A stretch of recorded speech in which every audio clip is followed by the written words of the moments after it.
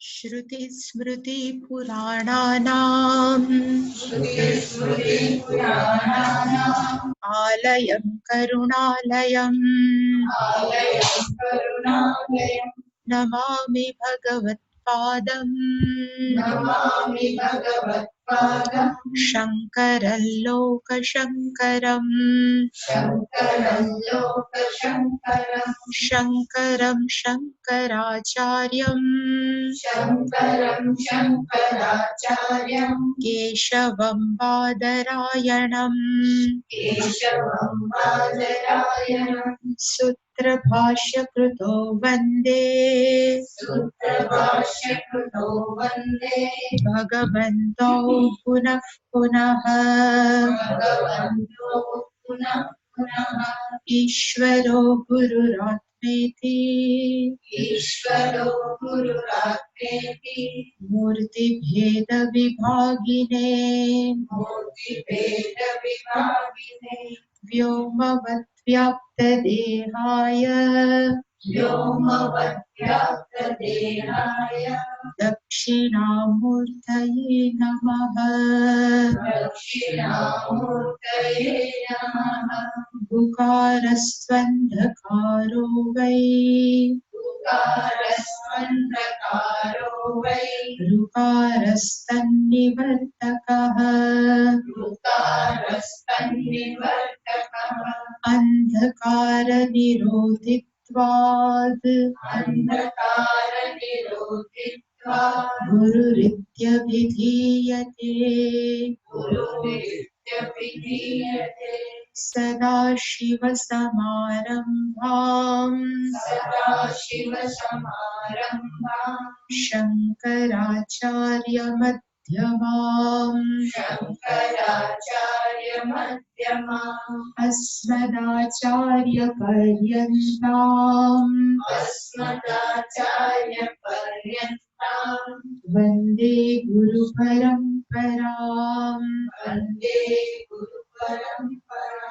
ॐ सहना भवतु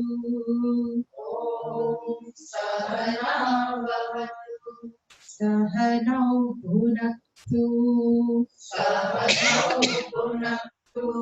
सह वीर्यङ्करवावहै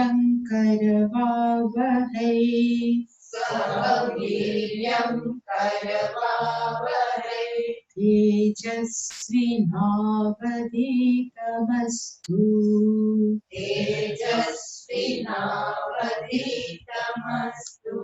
मा विद्विषावहै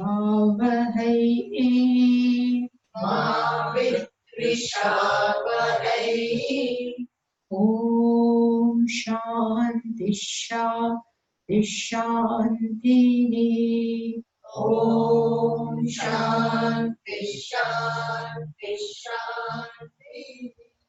ॐ पूर्णमदः पूर्णमिदम्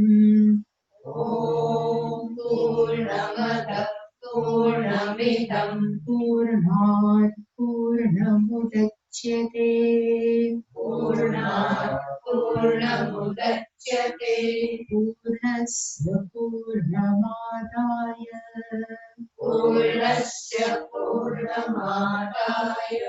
पूर्णमेवावशिष्यते।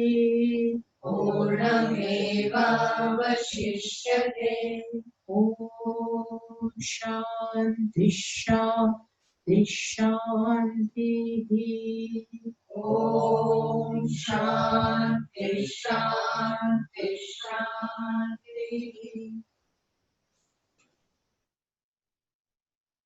સંબંધ ભાષ્યની અંદર પેલા ફકરાની અંદર શંકરાચાર્યજી એવું કીધું કે આ 18 મંત્રો છે એ કર્મો સાથે જોડાયેલા નથી.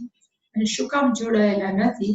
એટલે કે આત્માનું વાસ્તવિક સ્વરૂપનું વર્ણન એણે આ પેલા ફકરામાં કીધું કે શુદ્ધઃ અપાપવિદ્ધઃ એવા ઘણા બધા વર્ણન લખ્યા. અને એને કારણે લઈ પૂર્ણત્વાદ સર્વવ્યાપકત્વાદ આત્મા છે એમાં પ્રાપ્ત કરવા કઈ કર્મ ન કરવા પડે એ સ્પષ્ટતા કરી. અને કર્મ છે એ 4 પ્રકારના હોય, એનાથી આપણે 4 પ્રકારના કર્મ કરવાથી આપણે કોઈ પણ વસ્તુ પ્રાપ્ત કરી શકીએ એની અંદર આપણે જોયું હતું આપ્યમ, વિકાર્યમ, સંસ્કાર્યમ ને ઉત્પાદ્યમ. અને આત્મા છે એના આપ્યમ એટલે કે એને ન હોય ને આપવાની આપણે પ્રાપ્ત કરીએ એવું ન થઈ શકે, કારણ કે એ સ્વપ્રાપ્ત પ્રાપ્તસ્ય પ્રાપ્તિ છે. પછી આત્માને સંસ્કાર્ય એટલે કે એને શુદ્ધ કરવો ન પડે, કારણ કે નિત્ય શુદ્ધ બુદ્ધ છે. પછી આત્માને વિકારી, એને કોઈ પણ પરિવર્તન કરી અને સારું કંઈક નવું પ્રોડક્ટ કરવાની જરૂર એટલા માટે નથી, કારણ કે એ એકમેવ અદ્વિતીય, એમાંથી બીજી કોઈ પણ પ્રકારની વસ્તુ ન બની શકે. અને ઉત્પાદ્ય, આત્માનું ક્યારે પણ ઉત્પાદન ન થાય, કારણ કે એક જ વસ્તુ ઓલરેડી અવેલેબલ છે. એને કહ્યું છે તો કે આત્મા એટલે કે આ ચારે ચાર કાર્યની અંદર આત્મ તત્વ છે ક્યાંય ફિટ બેસતું નથી, એટલા માટે થઈ અકર્મ શેષતા. આત્મા પ્રાપ્ત કરવા માટે કોઈ પણ કર્મ કરવાની જરૂર નથી.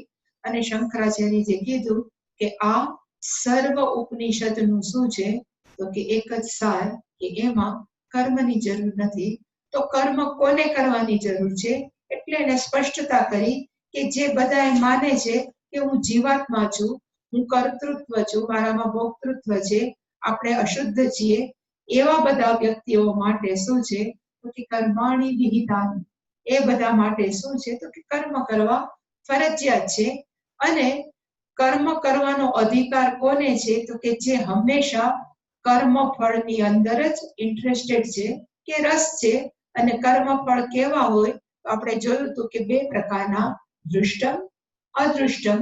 દૃષ્ટમ કોને કહેવાય તો કે નજર સમક્ષ છે, બહુ જપ કરીએ બ્રહ્મ વર્ચસ, પણ એનું ફળ કયું પાછું તો કે સ્વર્ગ પ્રાપ્તિ. એવી રીતે માણસોને જે દૃષ્ટ અને અદૃષ્ટમાં છે એ લોકો કર્મ કર્યા કરે અને એ પોતાની જાતને એમ માને કે હું કોઈ પણ યજ્ઞના કાર્ય માટે કેવો છું તો કે સક્ષમ છું, કારણ કે મારામાં એક આંખ નથી, મારામાં બેડોળતા નથી. એવી રીતે હંમેશા જે ઇમ્પ્રૂવ કર્યા કરે કે હું કર્મ કરવાનો અધિકારી છું, એ બધા જ કર્મ કરવા માટે શું છે તો કે અધિકાર. હવે છેલ્લો તો એને આટલા બધા ઉપરથી શંકરાચાર્યજી સાબિત કર્યું કે આ 18 મંત્ર છે એ કર્મ માટે નથી, પણ 18 મંત્રો શેના માટે છે તો કે આપણું વાસ્તવિક સ્વરૂપ બતાવવા માટે છે. તો અંદર શું છે એટલે છેલ્લો પેરેગ્રાફ સંબંધ ભાષ્ય,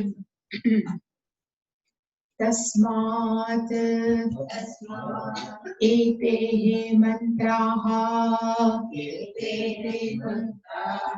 આત્મનઃ યાથાત્મ્ય પ્રકાશેન આત્મવિષયં સ્વાભાવિકં અજ્ઞાનં નિવર્તયन्तઃ. તસ્માત નો અર્થ થાય ખરેખર therefore. આપણે બધું ગણિતના દાખલા સાબિત કરી છે કે આને લીધે therefore એને કહેવાય તસ્માત. તસ્માત એટલે કે કર્મ સાથે જોડાયેલા નથી. આ બધા મંત્રો છે એ કર્મ શ્રેષ્ઠતા વાળા નથી, એટલા માટે થઈ તો આ મંત્ર શેને માટે છે એટલે કીધું એ તે મંત્ર, આ બધા જ મંત્રો છે એ શું કરશે તો કે આત્મનઃ, છઠ્ઠી વિભક્તિ છે કે આત્માનું યાથાત્મ્ય પ્રકાશને, એ શું કરશે તો કે ખોલશે. શું ખોલશે તો કે આત્માનું વાસ્તવિક સ્વરૂપ. પ્રકાશનો અર્થ થાય આઈ થિંક રિવીલિંગ. રિવીલિંગ નો અર્થ ઇંગ્લિશ ગુજરાતી થતું હશે, ઇટ વિલ ઓપન અપ. પ્રકાશશે, પ્રકાશ પાડશે, ખોલશે. અને શું ખોલશે તો કે આત્માનું વાસ્તવિક સ્વરૂપ. અને આત્માનું વાસ્તવિક સ્વરૂપ જ્યારે ખબર પડશે ત્યારે એમાંથી શું થશે તો કે આપણી અંદર વર્ષોથી બાય બર્થ એક વસ્તુ રહેલી છે, અને કયું તો કે અજ્ઞાન. અને એ પાછું કેવું છે તો કે સ્વાભાવિક.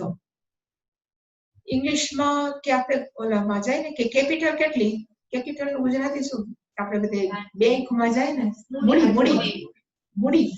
એવી રીતે આપણે બાય બર્થ જન્મા ને ત્યારે એક મૂડી લઈને જન્મા છે, અને મૂડીનું નામ કયું તો કે અજ્ઞાન. હું કોણ છું એ જ્ઞાન નહીં, એને કહેવાય અજ્ઞાનમ. અને એ કેવું છે એટલે શંકરાચાર્ય જે લખ્યું એમાં કોઈને શીખડાવવાની જરૂર નથી. બધા માટે આ અજ્ઞાન કેવું છે? સ્વાભાવિક, સહજ છે. અને જે વ્યક્તિ, જે અધિકારી છે, જો આ મંત્ર ભણશે તો આ મંત્રો શું કરશે? તો કે નિવર્તયંત, એ દૂર કરશે. શું દૂર કરશે? તો પાછળથી લઈએ તો કે અજ્ઞાન, એ અજ્ઞાન દૂર કરશે. અને અજ્ઞાન કેવું છે? તો કે નેચરલ, એમાં કોઈને કહેવાની જરૂર નથી, એ નેચરલ છે. એ જ આ મંત્રોનો શું છે? તો કે વિષય. આ મંત્રોની વિષય વસ્તુ, સબ્જેક્ટ મેટર કઈ કહેવાય? તો કે અજ્ઞાનને દૂર કરવા માટે આ તત્પર છે આ બધા જ મંત્રો. એનો અર્થ થાય. હવે એક એવું કે છે, જે મેં પહેલા કીધું હતું કાલે, કે સપોઝ હાથી છે. પૂજ્ય સ્વામીજીનો એકદમ સિમ્પલ દૃષ્ટાંત છે.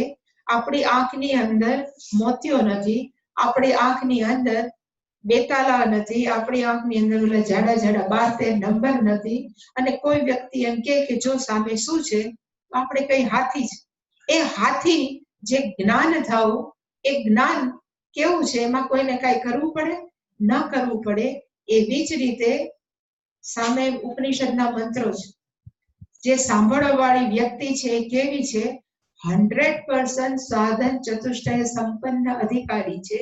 હવે એને, જે ખરેખર અધિકારી હોય, એને એકવાર પણ આ મંત્રના અર્થ આપવામાં આવે એટલે જેવી રીતે હાથીનું જ્ઞાન પ્રાપ્ત કરવું સહજ અને ઈઝી છે, એવી જ રીતે આત્મજ્ઞાન પ્રાપ્ત કરવું કે હું આ જ છું. જે આ બધું વર્ણન થાય છે ને, થર્ડ પર્સનનું નથી, પણ આ જે વર્ણન થાય છે એ કોનું છે? મારું જ છે. પણ એના માટે ઉપનિષદ અપેક્ષતે, ઉપનિષદ છે આશા રાખે છે. શેની આશા રાખે? તો કે અધિકાર. બધા સાંભળે. અને ઘણા એમ કે ઘણી વાર સ્વામીજી અમને કહેતા કે ઘણા વખત પછી વર્ષોથી સ્વામીજી સાંભળતા હોય. પૂજ્ય સ્વામી 10 વર્ષ સાંભળે પછી એમ કે સ્વામીજી હવે તમે સરસ બોલવા માંડ્યા. એટલે સ્વામી એ સરસ નથી બોલતા. સ્વામીજી કે 10 વર્ષ પહેલા હું આમ જ બોલતો હતો, 10 વર્ષ પછી પણ આમ જ બોલતો, પણ હવે શું થયું કે થોડુંક ચારણી થઈ ગઈ, જરાક બોલવું, આમ અંદરનું મગજ ખોલ્યું. પણ એ કે શું કે હવે તમે સરસ બોલવા માંડ્યા, મને સમજાવવા માંડ્યું. પણ સમજાવવા માંડ્યું નો અર્થ થાય કે થોડીક ચિત્ત શુદ્ધિ. એટલે કે આ બધું વર્ણન હવે આવશે. આપણને એમ લાગે કે બહુ સરસ છે, પણ આપણું જ છે વર્ણન. એ ક્યારે ખબર પડશે? કે જ્યારે 100% સાધન ચતુષ્ટય સંપન્ન. એટલે કે હવે આ કરશે શું? આ શ્લોક બધા ભેગા થઈને આપણું શું કરી શકે? એટલે એમાં લખ્યું છે હવે પછીનો વાક્ય. શોકમોહાદી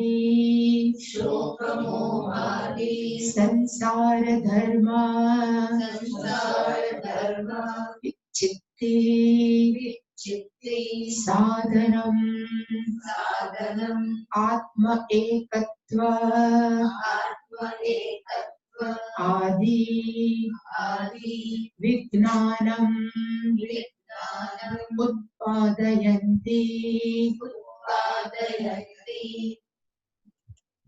મંત્ર છે બે કામ કરશે. એક કામ કરશે તોડવાનું, વિચ્છિત્તિ. એ શું કરશે? ઇટ વિલ બ્રેક આઉટ, કાપી નાખશે. અને બીજું શું કરશે? ઉત્પાદયંતિ, કંઈક આપણા મગજની અંદર ઉત્પન્ન કરશે. પણ પાછું યાદ રાખજો, ઉત્પાદ્યમાં ન આવે, પણ ઉત્પાદયતિ નો અર્થ થાય કે જેવી રીતે સૂર્ય તો પ્રકાશે જ, પણ વાદળા આવે સૂર્ય ન પ્રકાશ લાગે ને કે સૂર્ય નથી, પણ આ વાદળા જાય સૂર્ય જેમ પ્રકાશે, એવી રીતે અંદર તો બિચારું ચૈતન્ય તત્વ એવર રેડી છે જ. પણ અત્યારે શું છે? તો કે આમ નથી, આમ છે, ઓલું આમ છે, મારા જગ્યાએ બેસું, મારા જગ્યાએ નથી બેસું. એવા જાત જાતના મનની અંદર ખચા પૂછા હોય. આ તો પ્રારંભિક છે. એવા ઘણા બધા સંસારના હોય. એ એક ઝાટકે એકવાર જે બધા વિચારો જાશે ત્યારે શું થશે?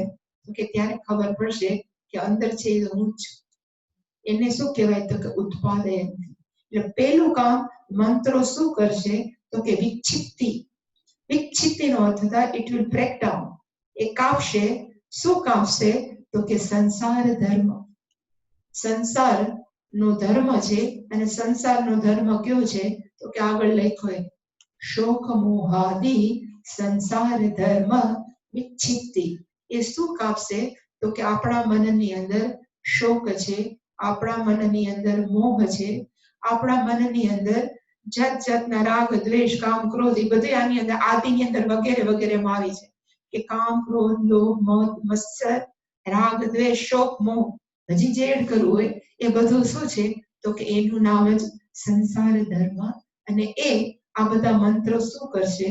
વિચ્છિત્તિ, ઇટ વિલ કટ ડાઉન, એ કાપશે. હવે એના માટેનું એ સાધન છે આ કાપવાનું.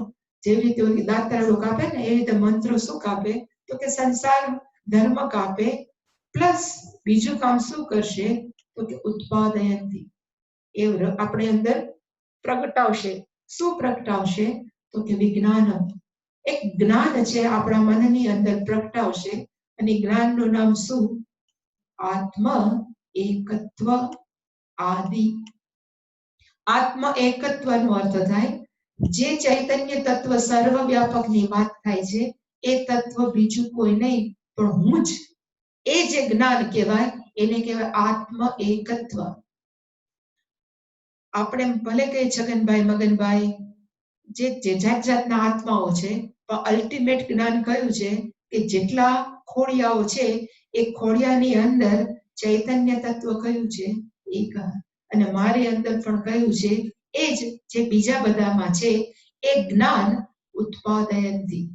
એ આ બધા મંત્રો છે એ શું કરશે તો કે આ જ્ઞાન આપણા મનની અંદર પ્રગટ કરાવશે. પણ પ્રગટ ક્યારે થાય? એટલે મેં ચોખવટ કરી કે જ્યારે વાદળા જાય. અને વાદળા કયા તો કે આ બધા આપણા મનની અંદર. એટલે હંમેશા ગીતા એમ કે છે કે સંસાર આપણે કેમ જો ને અમે તો સંસાર માણી બેઠા. એટલે સંસારનો અર્થ થાય આપણે ઘર વખરી હોય કે ગૃહસ્થ હોય, છોકરા હોય, એને બધાને આપણે શું કહીએ છીએ? સંસાર. પણ શાસ્ત્રની અંદર સંસાર એટલે શું તો કે અહીંયા જે શોક, મોહ આપણા મનની અંદર બીજા બધા પ્રત્યે કેવી રીતે જોઈએ છીએ, આપણે બીજા બધા સાથે કેવું વિચારો કરીને વ્યવહાર કરીએ છીએ, એ આપણા મનની અંદર જે પણ ચાલે છે એને શું કહેવાય કે સંસાર. એટલે કે જેવું મનમાંથી એ બધું ગયું એટલે અંદર વિજ્ઞાનમ છે જ. એટલે કે એ શું કરશે તો કે ઉત્પાદયતી. એકચ્યુઅલી ઉત્પાદયતી ઈવ ઉત્પાદયતી, જાણે કે કરે. કારણ કે સૂર્ય કઈ ઉત્પાદન કરવાની જરૂર નથી, સૂર્ય તો છે જ. વાદળા જવાની જરૂર છે, રીતે ચૈતન્ય તત્વનો પ્રકાશ તો છે જ. માત્ર શોક, મોહ, રાગ, દ્વેષના વાદળા કાઢીએ એટલે શું લાગે તો કે ચૈતન્ય સૂર્ય હોય. એ કોણ કામ કરે છે તો કે આ મંત્ર. હવે એ કોણ કરી શકે? એટલે શંકરાચાર્યજી એના પછીના મંત્રમાં પછી એક સાથે આપણે જોશું કે આની અંદર એક ટેકનિકલ ટર્મિનોલોજી છે, પછી આપણે જોઈએ. ઇતિ એવમ ઉક્ત અધિકારી અવિધેય સંબંધ પ્રયોજનાન મંત્રાન સંક્ષેપતઃ વ્યાખ્યાસ્યામઃ.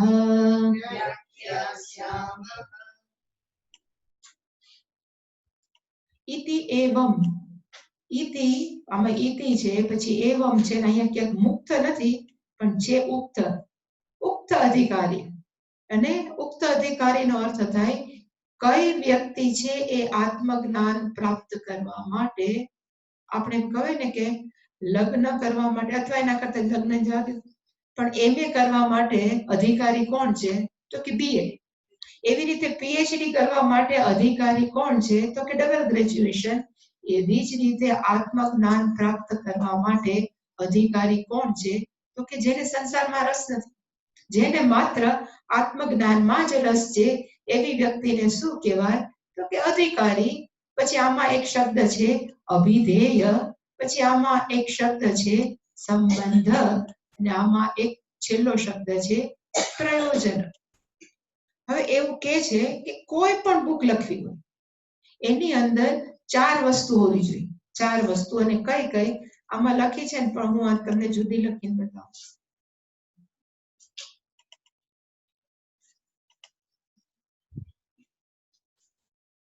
જેને બધા અનુબંધ ચતુષ્ટય કહે છે અને માણસો એને મહત્વ બહુ આપે છે, પણ એ એટલું બધું ઓલું નથી, પણ છતાં ટેકનિકલ છે. એટલે કોઈ પણ ટેક્સની અંદર 4 વસ્તુ હોય. એક તો પેલું, આપણને કોઈ ફિઝિક્સની બુક આપી દે, કેમિસ્ટ્રી, હાલો વાંચો, આપણે અધિકારી નથી. આપણે એમ કહીએ કે ભાઈ આપણું કામ નહીં. એટલે કે કોઈ પણ બુક લખીએ કે કોઈ પણ કરીએ તો એને સમજવા વાળી વ્યક્તિને શું કહેવાય? એલિજિબલ છે આપણા અધિકારી.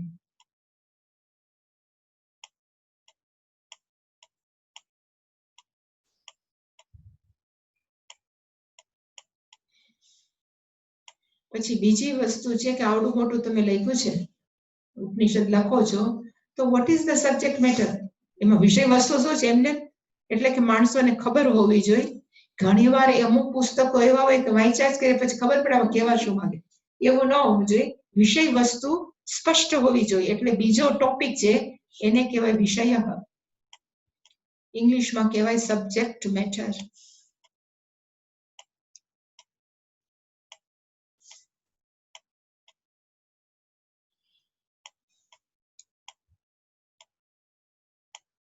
પછી ત્રીજી વસ્તુ છે પ્રયોજન. આવડી મોટી ચોપડી લખી તો તમારે એની પાછળનું કારણ શું? એને કહેવાય પ્રયોજન. હેતુ, પ્રયોજન, પણ આ બધા પ્રયોજન કે ટેકનિકલ નામ છે આ બધા પ્રયોજન. આ મેઇન વસ્તુ છે 3. પછી આપણે ચોથી વસ્તુ જોશું. હવે આમાં ખરેખર અધિકારી નથી, પણ અધિકારી કોને કહેવાય? તો ઉપલો ફકરો હતો ને કે આ બધાને કર્મ શું અધિકારી, જેને કર્મફળમાં રસ છે એ બધા કર્મના અંદર અધિકારી. તો આનો અધિકારી કોણ કહેવાય? જેને કર્મ કરવામાં રસ નથી, એટલે કર્મ કરવા કરતા પણ one who are not interested in result of action, એટલે કે કર્મ ફળમાં જેને રસ નથી, એટલે ઓટોમેટિકલી એમ કહેવાય ને કે મુમુક્ષુ. આમાં લખ્યું નથી પણ અધિકારી આનો કોણ છે? તો કે મુમુક્ષુ. એનો અર્થ થાય સંસારથી જે છૂટવા માંગે છે એને કહેવાય મુમુક્ષુ.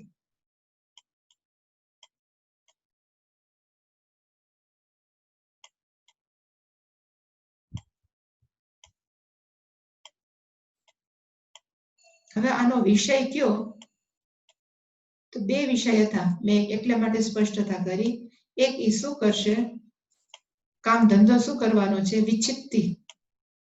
જે શોક મોહ સંસાર ધર્મ વિચિત્તિ. લખીએ શોક મોહ. એટલું બધું કોણ લખે? માન નથી લખવું. અને બીજું છે આત્મ એકત્વ. હવે પ્રયોજનમ છે ને, એને પ્રયોજનમ છે ઉપર લખ્યું છે. શું કરશે? તો કે અજ્ઞાનમ નિવર્તયંત.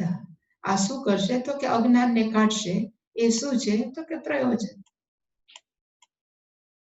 હું ખાલી અજ્ઞાનમ લખું છું, નિવર્તયંત એવું નહીં.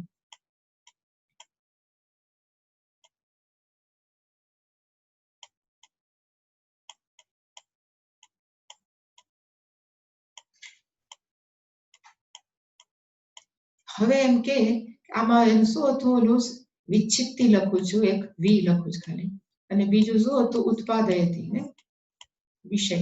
2 કામ કરશે, એક કાપશે અને એક ઉત્પન્ન કરશે. હવે અધિકારી કોણ છે? તો કે મુમુક્ષુ. હવે વિષય અને પ્રયોજન વચ્ચે વોટ ઇઝ ધ કનેક્શન? સંબંધ શું? એટલે આપણે કહીએ કે વિષય શું છે? તો કે પ્રતિપાદક. એટલે સાધન લખ્યું છે ત્યાં, એને કહેવાય ટેકનિકલ નામ છે પ્રતિપાદક. આપણે જે સાબિત કરવા માંગતા હોય એ જેના વડે કરતા હોય ને એને કહેવાય પ્રતિપાદક. વિષય શું છે? તો કે પ્રતિપાદક છે.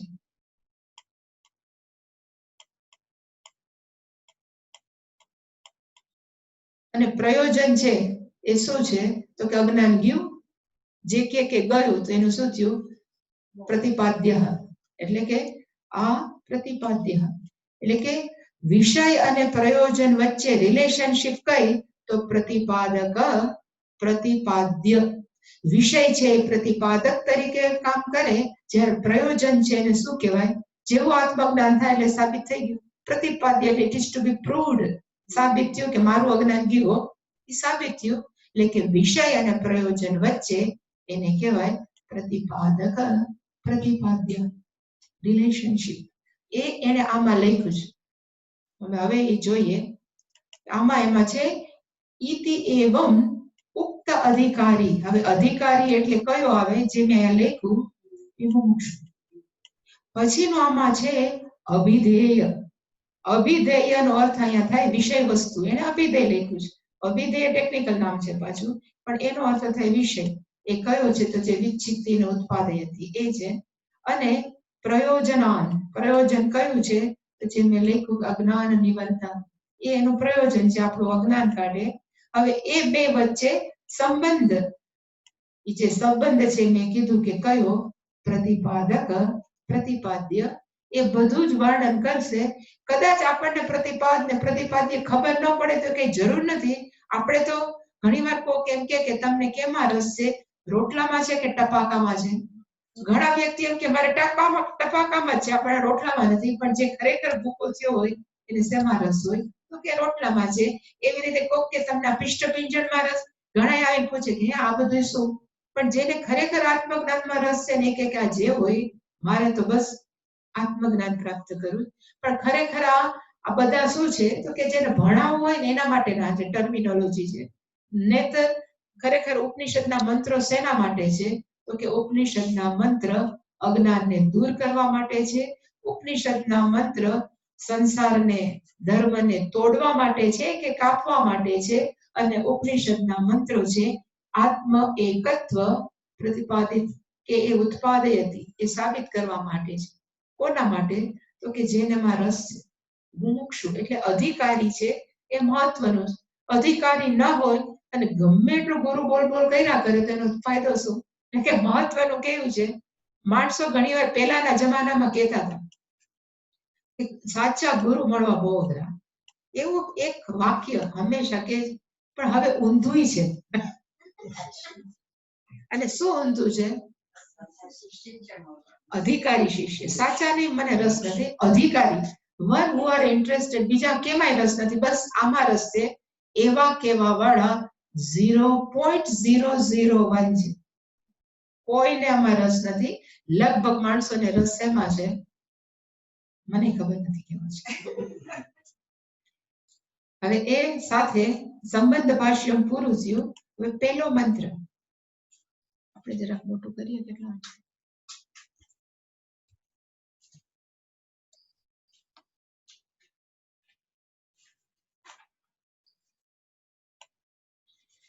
ઓમ ईशावास्य विदं सर्वं यत्किञ्च जगत्यां जगत् तेन त्यक्तेन भुञ्जीथाः मा गृधः कस्य स्विद्धनम्. પેલું આપણે ભાષ્યમ જોઈએ એ પહેલા ઇદમ સર્વમ ઈશાવાસ્યમ મહત્વનું છે. ઇદમ સર્વમ. હવે ઇદમ સર્વમમાં શું? હંમેશા સર્વમમાં બહુ પ્રોબ્લેમ નથી, બધું. પણ ઇદમ નો અર્થ થાય આ, ધીસ, આ. હવે આપણે એમ કહીએ આ એટલે કહીએ પેન. આ શું છે? તો કે માઉસ. આ શું છે? તો કે બુક. પણ શરીરે કેમ આવે? આપણે એમ કહીએ ને કે આ શું છે? આ શરીર. તો આનો અર્થ થાય ઇદમ શરીર, આ મારું પોતાનું શરીર. હવે આપણે કહીએ કે તમારા મનની અંદર વિચારો આવે છે, ક્યાં કે? તો કે જો ને આને આ વિચાર આવ્યા કરે. જો આપણે આને આ વિચારો બોલીએ તો સૂક્ષ્મ શરીર પણ કેમાં આવે? તો કે ઇદમ. એટલે જ્યારે ઇદમ કહીએ ત્યારે અર્થ થાય આપણું પોતાનું સૂક્ષ્મ શરીર પ્લસ સ્થૂળ શરીર સહિતનું સર્વમ. પછી સર્વમમાં આપણને વાંધો નથી. નહીતર આપણે ઓલું પરિકર હતું ને, પરિકરની અંદર કાણું પડે પછી આમ ચકરડું કરીએ, એવી રીતે ચકરડામાં આપણે રહી જાય. બધું ભગવાનમાં છે પણ હું નથી એવું નહીં. પણ ઇદમ નો અર્થ થાય including my body, mind, sense complex. મારા સૂક્ષ્મ અને સ્થૂળ શરીર સહિતનું સર્વ આખે આખું જગત છે, છતાં પણ જો કઈ બાકી રહેતું હોય એટલે મંત્રમાં કીધું યત કિંચ. કોકને આ બધું શું લખ્યું છે, પણ અહીંયા માથે મીંડું છે અને અહીંયા ચકાર જ છે, પણ સંધિના નિયમને લીધે આ બિચારા અનુસ્વારનો શું થઈ જાય યન અંદર લખ્યું, પણ જે કિંચ ખાલી કિંચ એટલે કે જે પણ કાંઈ છે. અને કઈ જગ્યાએ તો કે જગત્યામ જગત. જગત્યામ નો અર્થ થાય આ પૃથ્વીની અંદર, અથવા જગત નો અર્થ થાય ટોટલ જગત, બ્રહ્માંડ. ખરેખર જગત જયારે કહે ત્યારે બ્રહ્માંડ જ થાય, યુનિવર્સ. આ યુનિવર્સ ની અંદર હવે તો જગત નો અર્થ શું થાય? બે વાર જગત સગત સખા. એટલે જગતની એક વ્યાખ્યા છે ગચ્છતિ ગચ્છતિ ઇતિ જગત, જે હંમેશા ચાલ્યા જ કરે. દુનિયાની અંદર, યુનિવર્સની અંદર કે બ્રહ્માંડની અંદર જો આપણે જોઈએ તો બધું ચાલે છે, અને જ્યાં સુધી ચાલશે ને ત્યાં સુધી જગત રહેશે. એવું કે છે કે જ્યારે એ અટકું પ્રલય, એટલે કે જગત આખું એટલે જ નામ પડ્યું કે શું કામ છે તો ઓલવેઝ મૂવિંગ, એટલે કહેવાય જગત. એટલે પેલું જગત્યામનો અર્થ થાય બ્રહ્માંડની અંદર છે શું તો કે જગત. હવે એનો અર્થ જે બધું ફર્યા કરે છે એ બ્રહ્માંડની અંદર જે ફરે છે બીજા જગતનો થાય which is moving inside the universe. જગત્યામનો અર્થ થાય બ્રહ્માંડની અંદર, બીજો જગતનો અર્થ થાય જે બ્રહ્માંડની અંદર ફરે છે. આપણું ધારો કે ઘર હોય, ઘર ધારો કે ફરતું હોય તો એમાં બેઠા બેઠા આપણે આને વાલીએ તો એ ફેરે જ કહેવાય. એટલે કે બ્રહ્માંડ આ જગતનો આ પહેલાનો અર્થ થાય જે બ્રહ્માંડની અંદર જે ફરે છે. ને શું ફરે છે તો કે બ્રહ્માંડની અંદર એક વસ્તુ એવી છે જે ફરે છે. ઇવન આપણા અંદર સેલ ફરે છે, આપણે સેલ એટલે કોષ, આપણા બધા કોષ ફરે છે, આપણા અંદરનું લોહી ફરે છે. શું નથી ફરતું? મગજ ફરે છે, બધું શું છે વિચારો ફરે છે. એટલે એનો અર્થ થાય મૂવિંગ, which is moving. જગતની અંદર જે ફરે છે, અને આપણા મનમાં એમ છે જે ચેતન તત્વ હોય ને એ જ ફરે. આપણે બધા તો ચેતન તત્વ જ ફરે, પણ એવું નથી. આ ફરે જ છે. જે પણ જડ વસ્તુ દેખાય છે ને એ ફરે છે. શું કામ ફરે છે તો કે જેને ફિઝિક્સ આવડે છે એને ખબર છે. કારણ કે ભૌતિક શાસ્ત્રમાં છે કે એક અણુ છે એ 3 વસ્તુનો બનેલો છે. અને કયું તો કે પ્રોટોન, ન્યુટ્રોન, ઇલેક્ટ્રોન. એક ન્યુટ્રોન જ એવો જ આમ છે, એની આસપાસ પ્રોટોન અને એની આસપાસ છે ઇલેક્ટ્રોન.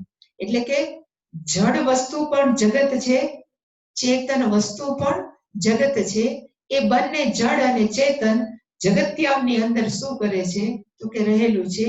એ બધી જ વસ્તુ કેવી છે? ઈશાવાસ્ય. આખે આખું જગત, ઇન શોર્ટ આખે આખું જગત વિધાઉટ એની ડોટ, બાકી ન રહ્યો એવું સંપૂર્ણ જગત છે. એ ખરેખર શું છે તો કે ઈશા નો અર્થ થાય પરમાત્મા દ્વારા વાસ્યમ, કવડ છે. આચ્છાદિતમ લેંગ્વેજ.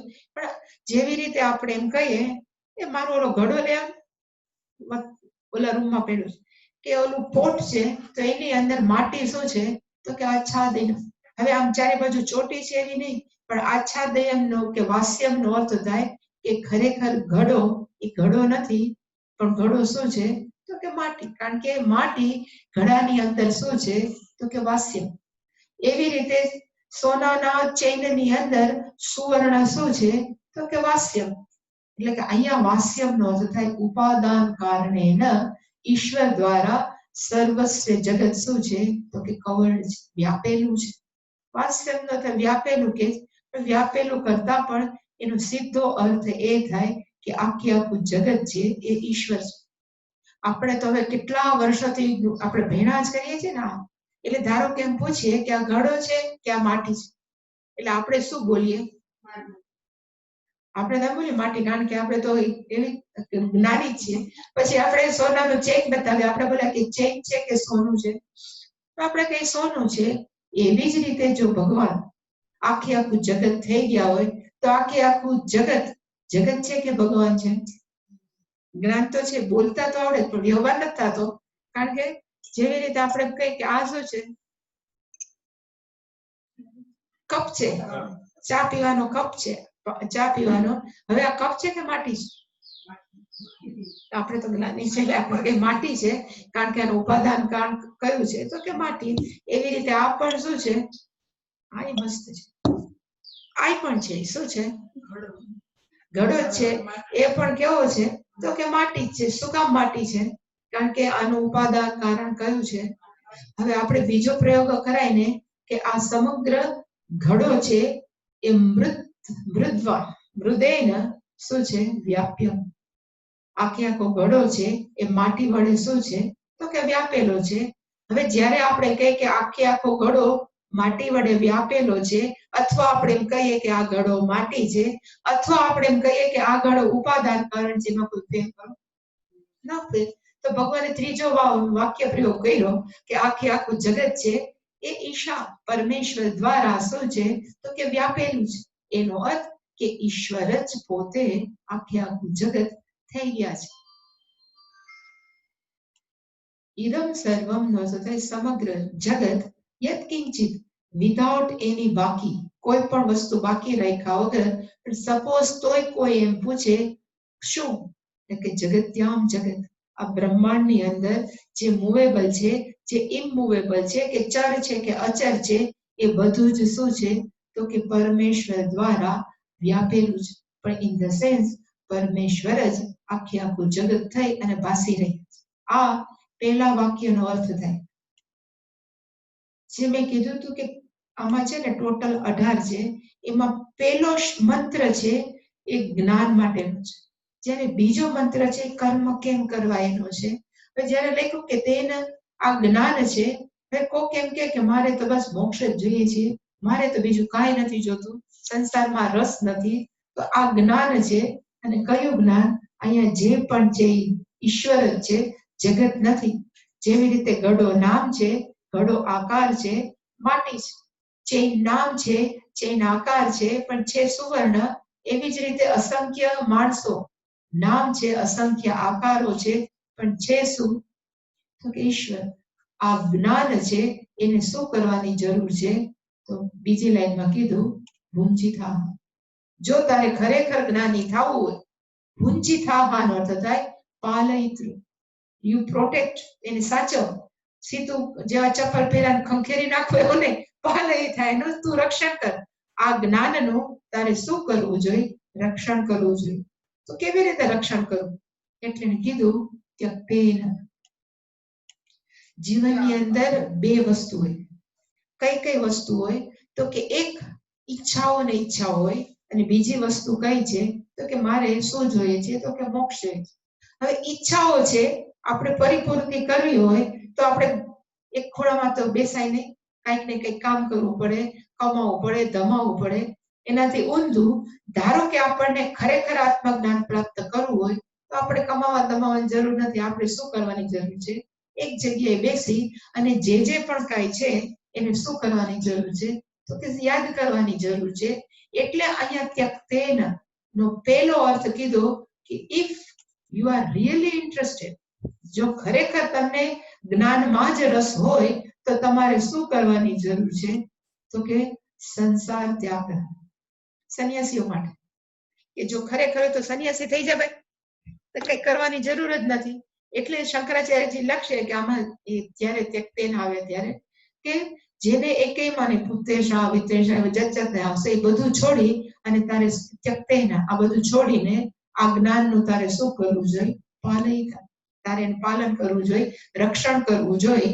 અને તેનનો અર્થ થાય તે જ્ઞાનને.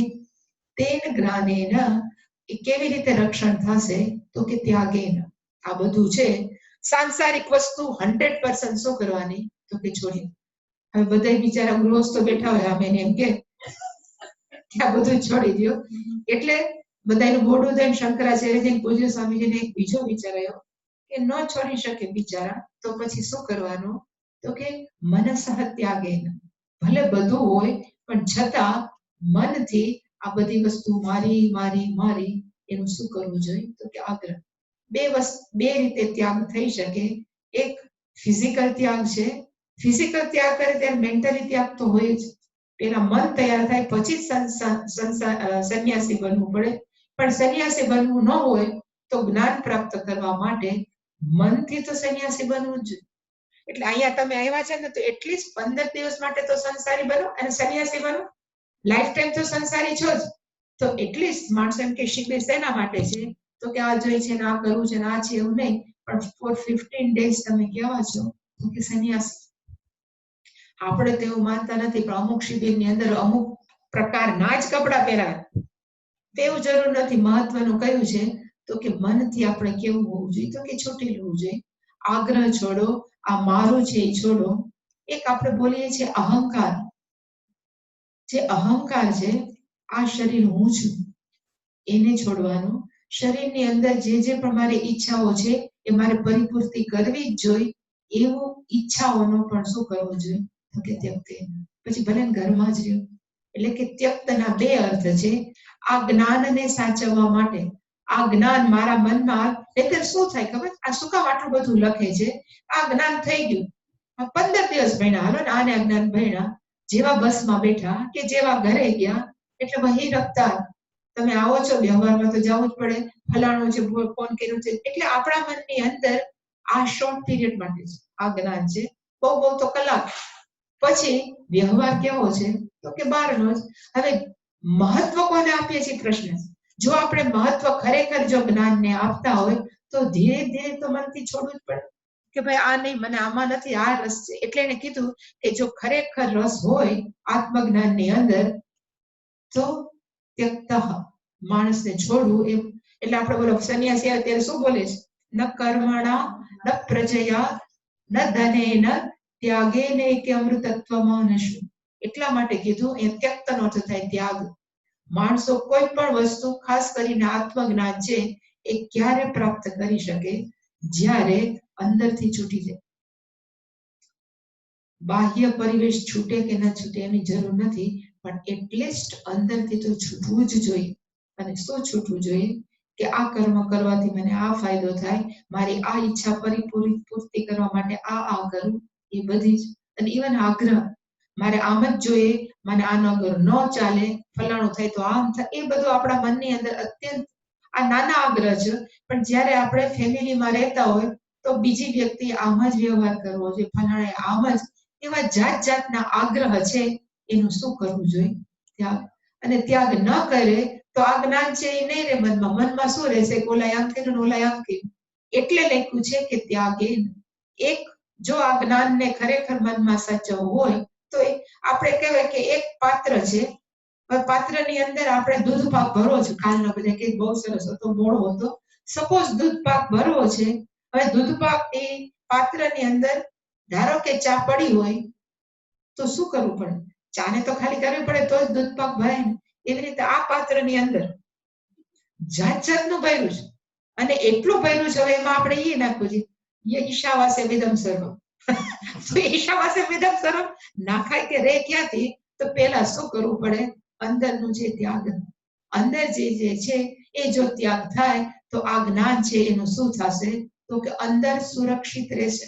હું પેલા કહેતી હતી ને, ઓલા મહાત્મા એમ કહેતા હતા કે જ્ઞાન ઘણા આમ જાય, અહીંથી જાય, ઘણાનું જ્ઞાન છે અહીંથી હોય તો બાર બોલી બોલી કાઢી નાખે, પણ અમુક જ એવા છે અહીંયા. એ શું કામ બોલતા હતા? કારણ કે મોટા ભાગના ગૃહસ્થ, ઇવન સંન્યાસીઓને રસ શેમાં છે તો કે બહારની પદાર્થોમાં રસ છે. અંદર મારે આ જ્ઞાન સાચવવું છે ને એવી જ લાઈફસ્ટાઈલ જીવી છે, એવા અત્યંત જૂજ. એટલે એને કીધું કે ત્યારે જ ટકે જ્યારે મનમાં બીજા કોઈ પણ પ્રકારની ઈચ્છાઓ કે આ જ કરવું છે એ ન હોય. અને એ રાખવા માટે શું કરવું પડે? તો ત્યાગ. આ છોડી દેવા, એને કહેવાય ત્યક્તેન. તેન ત્યક્તેન ભુંજીતા. આ બધું જ છે. જો આ જ્ઞાન પ્રાપ્ત કરવું, મનમાં રાખવું હોય તો એટલીસ્ટ આગ્રહ ત્યાગ કરો, દુરાગ્રહ ત્યાગ કરો, રાગ દ્વેષ ત્યાગ કરો. સંન્યાસી થાવ કે ન થાય એનું મહત્વ નથી. અંદરથી એવું આવશે 5મો અધ્યાય ક્યારેક ભવિષ્યની અંદર, જ્ઞેયસ્ય નિત્ય સંન્યાસી યો ન દ્વેષ્ટિ ન કાંક્ષતિ. જે કોઈ પણ પ્રકારનો દ્વેષ નથી કરતા, કોઈ પણ પ્રકારની આસક્તિ નથી રાખતા, એ સંન્યાસી છે. એટલે ખરેખર ત્યાગ કોનો કરવાનો? તો કે પર્સનલ રાગ દ્વેષ, વ્યક્તિગત. આ નથી ગમતા ને આ, પછી વ્યક્તિથી માંડીને, ખાવાથી માંડીને, કપડામાં, આ મને આ કપડા ન ગમે, મને આ ખાવું ન ગમે, મને આ વ્યક્તિ ન ગમે, કેટલું છે. લિસ્ટ કરવા જાય એકવાર ક્યારેક ઈ પ્રયોગ કરશું આપણે સાંજે ઉપર બેસીને બધા નોટબુક રાખવાનું શું ગમે અને આપણે પ્રામાણિક હોય તો થાય એટલે બીજા આગળ થાય એમ જ કે ના અહીંયા તો આવું દેખાવું છે એવું નહીં ધારો કેમ લખીએ તો આપણને ન ગમતી જેટલી વસ્તુ છે અને ન ગમતી હોય તો એને ધુતકારીએ ગમતી હોય એમાં જ આપણો લાઈફ છે એ પસાર થાય એટલે આ બે વસ્તુ છે એનું શું કરવાનું ત્યાગ એટલે કીધું ત્યક્તે શંકરાચાર્ય બહુ મોટી વાત કરશે એમાં આપણે નાના કે સંન્યાસીઓ માટે 100% બધું છોડવાનું પણ આપણે એ ન છોડીએ તો કાંઈ નહીં જરૂર શેની છે તો કે અંદરના આપણા આગ્રહો કે દુરાગ્રહ પુંજિતાનો અર્થ થાય રક્ષણ કર તું પ્રોટેક્ટ કર કેવી રીતે તો કે ત્યાગેન અને પાછું એને લખ્યું કસ્ય સ્વિત ધનમ મા વૃદ્ધ હવે સંન્યાસી થવું છે કારણ કે પેલું છે જ્ઞાન મેં કીધું પ્રવૃત્તિ લક્ષણ નિવૃત્તિ લક્ષણ છે જે ગીતામાં તો આ શ્લોકોના માટે છે તો કે નિવૃત્તિ લક્ષણ માટે હવે જે નિવૃત્તિ લક્ષણ છે જે સંન્યાસી માટેના જ છે તો એને કસ્ય સ્વિત ધન કોઈ પણ પ્રકારના ધનની આકાંક્ષા ન રાખવી કે ઈચ્છા ન રાખવી આ ગૃધ એટલે કે ગીધ નહીં પણ ગૃધ એક ક્રિયાપદ છે એનો અર્થ થાય ટુ વિશ ટુ ડિઝાયર પણ માનો અર્થ થાય ન મા ગૃધ you don't have any type of desire કોના માટે તો કે ધનમ ઘણી વાર એવું થાય કે અહીંયા માણસોને એમ જ જોઈને આમ તો કે આની સાથે હું બોલીશ તો ક્યારેક કામ લાગશે પછી ભલે ધનમ ન હોય કોઈ પણ પ્રકારનું આની સાથે બોલું તો આ કામ લાગશે પોલિટિકલ એની ઘણા ઓળખાણ છે તો કામ લાગે આની પાસે બહુ પૈસા છે તો વ્યવહાર લાગે ક્યારેક ઓછું હોય તો મારે ભાગવા થાય એવી રીતે આપણે જાત જાતની રિલેશનશીપ રાખીએ છીએ એટલે દેખું ઇવન સંન્યાસી એને ખબર પડે કે આ બહુ પૈસાદાર છે હાલો જરાક રિલેશનશીપ રાખીએ એવું નહીં ક્યારે પણ કોઈ પણ પ્રકારના ધનની તું આકાંક્ષા ન કર અને કારણ કે ધન છે એ કેવું છે તો વન ટાઈપ ઓફ માયા એકવાર ગયા તો ગયા પછી ઓલું કે હિન્દીમાં એક શબ્દ છે દલદલ દલદલ નો અર્થ થાય એકવાર અંદર પગ નાખે ને પછી કાઢવા પ્રયત્ન કરે તો ખૂંચતો જ જાય એવી રીતે આ ધન છે પ્રોપર્ટી છે આ બધું શું છે તો કે વન ટાઈપ ઓફ દલદલ જો એની અંદર આપણે પડ્યા તો પછી એમાંથી બહાર ન નીકળે એના કરતા બેટર શું છે માકૃધ ક્યારે પણ કોઈ પણ પ્રકારની આશા આપે તો ઠીક છે ન આપે તો હરિહરિ હું તો હંમેશા કહું એક શબ્દ રાખવાનો આપે તોય હરિહરિ ન આપે તોય હરિહરિ આવે તો સ્વાગતમ કુર્યાત મારે જાવું છે અનિવાર્ય આવું મનની અંદર રાખીએ તો મજા રહે નહીતર અને આવું કર્યું અને આવું કર્યું અંદર આપણું મન ક્યારે શાંત ન રહે એટલે કે મા ગૃધ અસ્ય સ્વિત ધનમ હવે શંકરાચાર્યજી આનું એક્સપ્લેનેશન સ્ટાર્ટ કરશે હવે જે મેં કીધું તું હવે ખરેખર ભાષ્ય સ્ટાર્ટ થાય ઓલું તો શંકરાચાર્ય પોતાનું એક્સપ્લેનેશન હતું હવે સપોઝ આ મંત્રનું પેલો શબ્દ કયો છે તો કે ઈશા એટલે શંકરાચાર્યજી પેલો શબ્દ સમજાવશે કે what is the meaning of Isha Shankaracharya જેમ છે કે અહીંયા તો બધા સંસ્કૃત પંડિત જ બેઠા છે એટલે ઈ લખી એટલે ભાષ્ય થયું હોય કારણ કે ભાષ્યમાં તો સંસ્કૃત આવે એટલે થોડુંક એને સંસ્કૃતનો ટચ આપ્યો કે ઈશા કેવી રીતે બન્યું આ જે ઈશા શબ્દ છે એનું ફોર્મેશન કેમ થયું એ શબ્દ કેવી રીતે બન્યું એટલે પેલું વાક્ય સંસ્કૃતનું એટલે મેં કીધું કે સમજાય તોય હરિહરિ ન સમજાય તોય હરિ કારણ કે પેલું વાક્ય છે એ ગ્રામેટિકલ છે ईशा इष्ट इति ईट तेना ईशा ईशा શું છે તો કે ખરેખર એક ક્રિયાપદ છે એ છે ઈશ ઈશ નો અર્થ થાય આપણે શાસન કરવું ટુ રૂલ એના ઉપરથી તો ઈશ્વર નામ પડ્યું છે ઈશ છે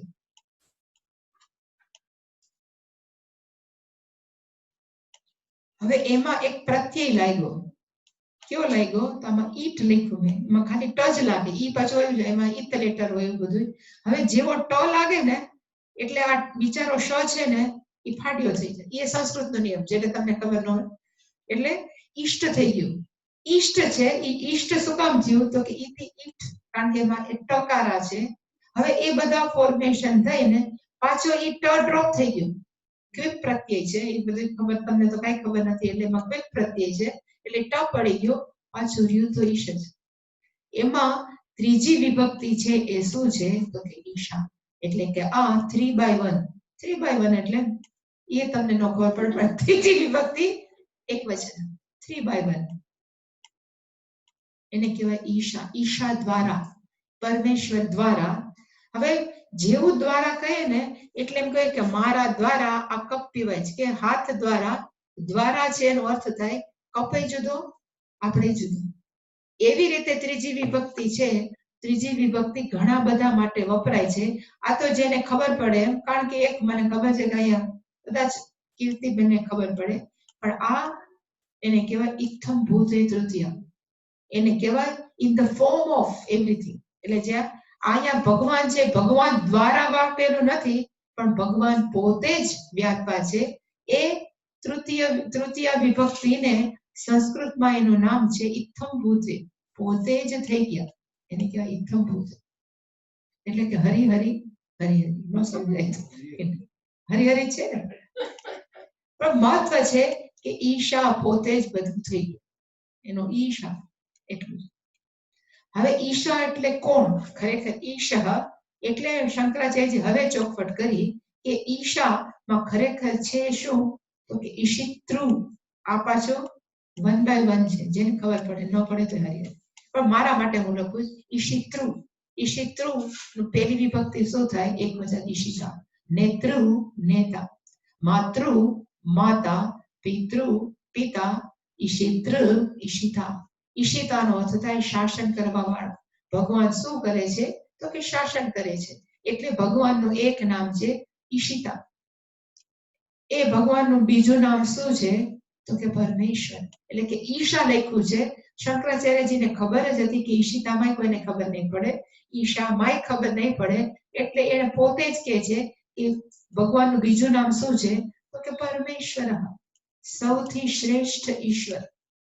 પરમ નો અર્થ થાય સૌથી શ્રેષ્ઠ ઈશ્વર. જ્યાં જ્યાં પણ પરમ, પરમના ઘણા મિનિંગ, પણ જ્યારે કોઈ નામ સાથે આવે ને ત્યારે હંમેશા એનો અર્થ થાય શ્રેષ્ઠ. એટલે કે એ, કારણ કે આપણે ઘણી વાર એમ કે ઇન્દ્ર પરમેશ્વર, ઇન્દ્ર ઈશ્વર છે, ને અગ્નિ દેવતા ઈશ્વર છે, વાયુ દેવતા ઈશ્વર છે. એમાં ઓલ ઈશ્વરાસ, એની વચ્ચે સૌથી શ્રેષ્ઠ કોણ છે તો કે પરમેશ્વર. એટલે પરમેશ્વર કીધું.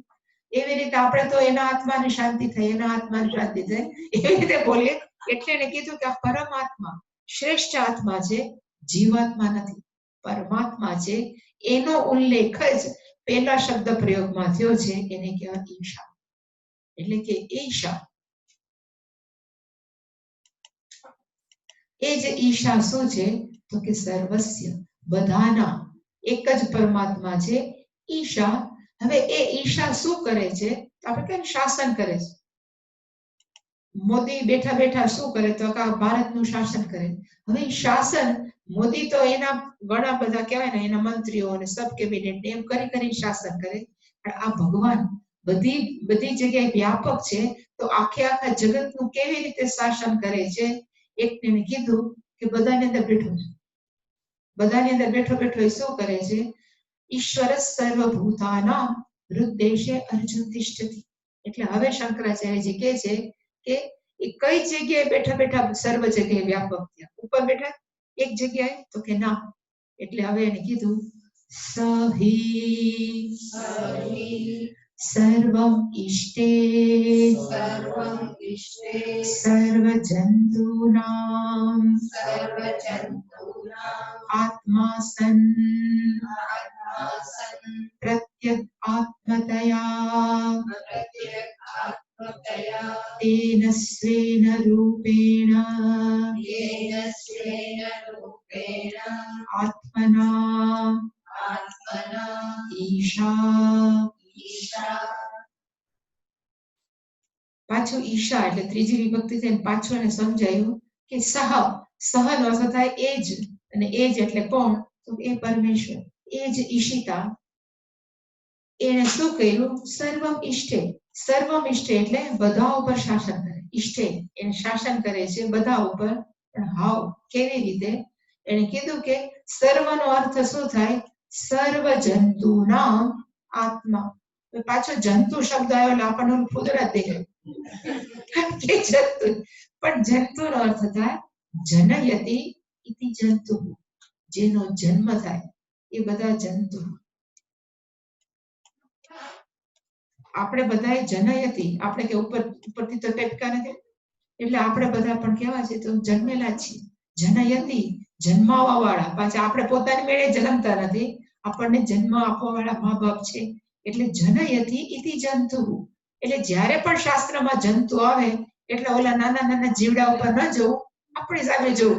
આપણે બધા કેવા છીએ તો કે જંતુ, એટલે કે ઈશ્વર છે સર્વ જંતુ, 84 લાખ યોનિના એ ઈશ્વર શું છે તો કે આત્મા. આત્માનો અર્થ હંમેશા ચૈતન્ય તત્વ જ છે. આત્મા એટલે શું છે કે કોન્શિયસનેસ છે, ચૈતન્ય તત્વ છે. હવે એ શું કરે છે? જે ચૈતન્ય તત્વ છે એ પ્રત્યગ આત્મતયા. એક શબ્દ છે પ્રત્યગ, નો અર્થ થાય અંદર. જ્યારે પણ પ્રત્યક આવે એનો અર્થ થાય અંદર. ભગવાન બધી જગ્યાએ છે, પણ છે એ ખબર કેમ પડે તો કે આપણી અંદર બેઠો છે. આઈ થિંક કોક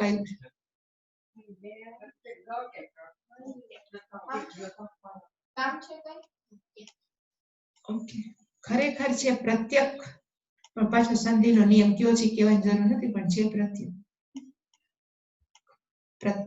આપણે અમારા સ્વામી છે પ્રત્યેગાત્મા. પ્રત્યેગમાં શું નામ છે?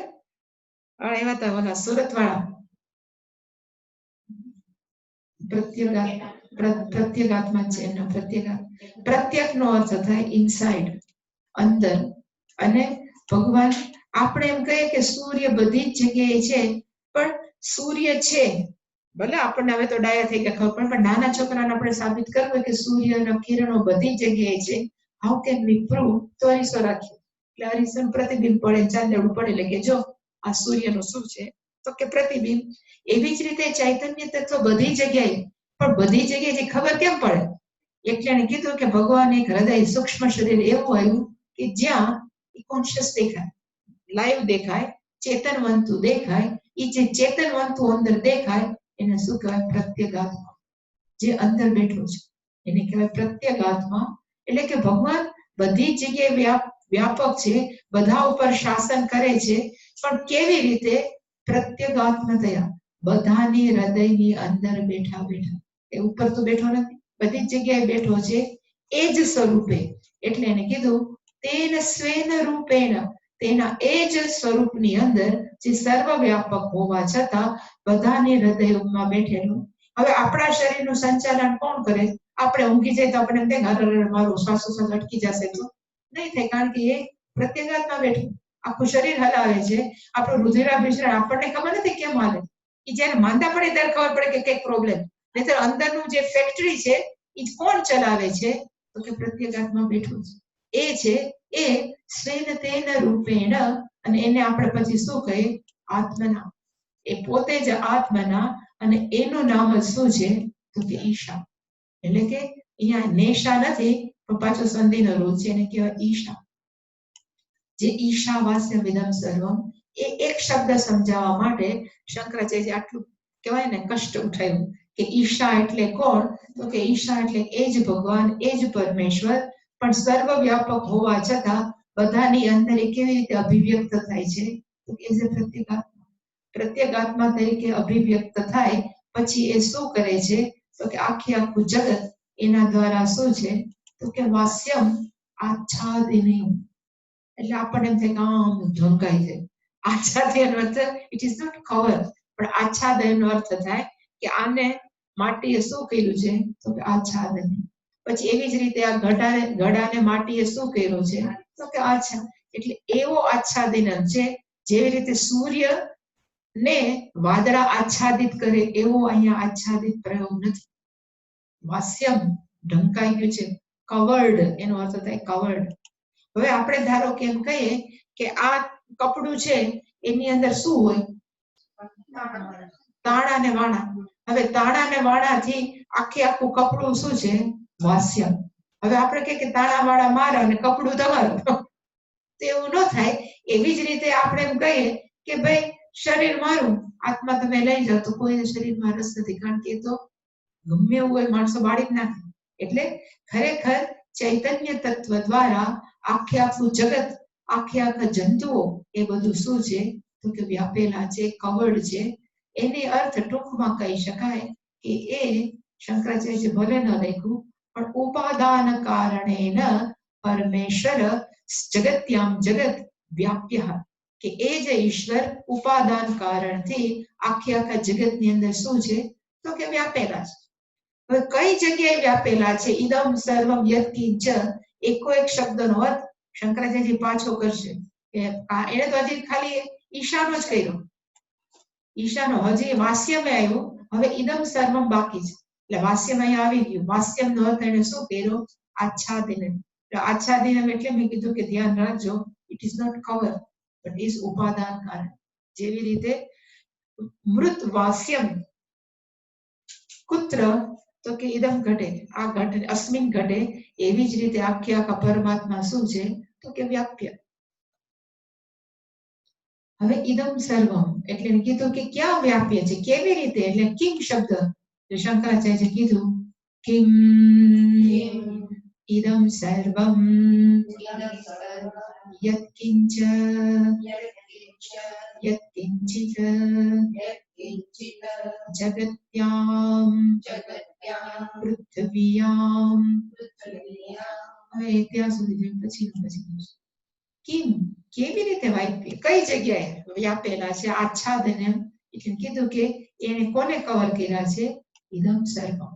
ઇદમ સર્વમ નો અર્થ શંકરાચાર્યજીને એમ થયું કે એની સામે તો છે ને સુરેશ્વરાચાર્ય બેઠા છે, એની સામે તોટકાચાર્ય બેઠા, એટલે એને એમ થાય કે આ ફટફટ બોલી નાખે.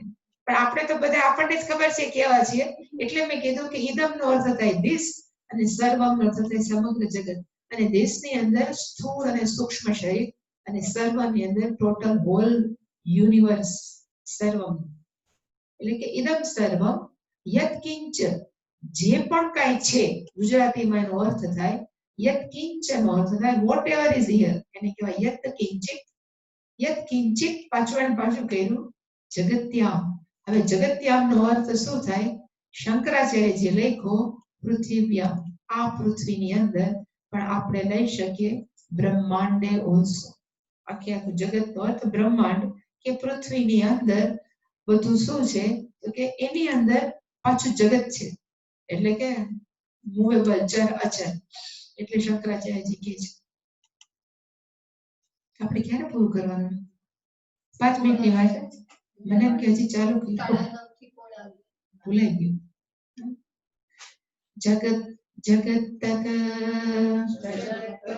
સર્વમ સ્વેન આત્મના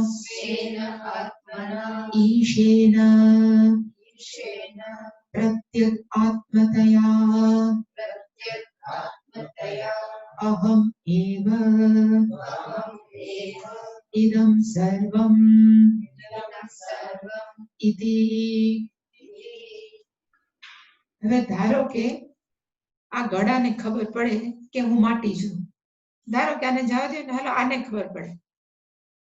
સૌથી વધારે કોમ્પ્લેક્સ કોને હોય? સ્વામીજી ઇન્ફિયોરિટી કોમ્પ્લેક્સ કોને હોય?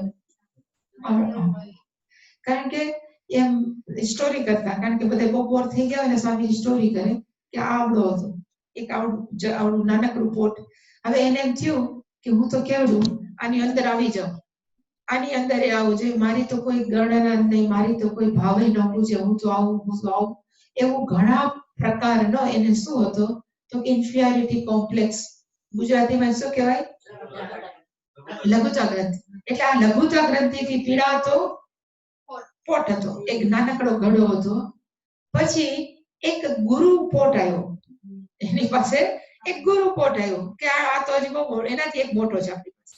એક ગુરુ પોટ આવ્યો અને એને કીધું કે તને ખબર છે કે તું કોણ છો? એટલે તરત ઓલે મોઢું બગાડ. સ્વામીજી તો મસ્તીનું મોઢું બનાવતા આવડે, જેમ ઓલા મહારાજને આવડતું હતું ને એવું. કે તને ખબર છે તું કોણ છો? તો કે હા, હું તો બિચારું નાનકડું આવું ઝકઝકનું મોઢું કરીને કે મારું તો કોઈ ભાવ નથી. એવું જેટલા રોદણા રોવાતા એ ઘડાએ આ ઘડા પાસે રોયા.